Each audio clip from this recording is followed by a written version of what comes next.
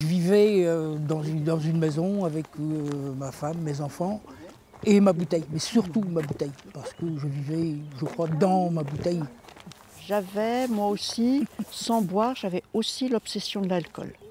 Je vivais en fonction de son alcool à lui. Est-ce qu'il sera bourré ce soir en rentrant ou pas? Est-ce qu'on pourra aller à tel endroit? Est-ce qu'il saura se tenir? Jean et Suzanne ont pendant de nombreuses années fait ménage à trois avec l'alcool, jusqu'à l'accident de trop, le déclic. Jean entre chez les alcooliques anonymes, Suzanne dans des groupes de parole et de soutien pour les proches. Ils s'appellent entre eux Al-Anon. Ensemble et chacun de leur côté, ils trouvent des pairs avec qui ils peuvent se livrer anonymement. Oui, je m'appelle Anne, je suis alcoolique. Salut Anne.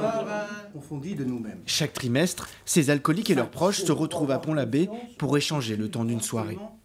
Quand je buvais, justement, plus personne ne voulait m'approcher. On pouvait pas, dans le boulot, j'étais pas fiable. Je vois ma famille, mes amis, ils ont aussi besoin d'avoir confiance en moi. Et quand je peux pas leur donner, ça me désespère, quoi.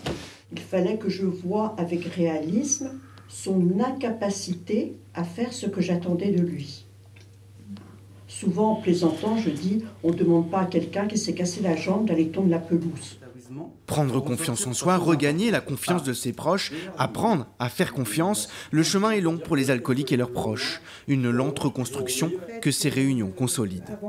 Moi, je manquais totalement de mode d'emploi et de connaissance de cette maladie. D'abord, je ne savais pas que c'était une maladie.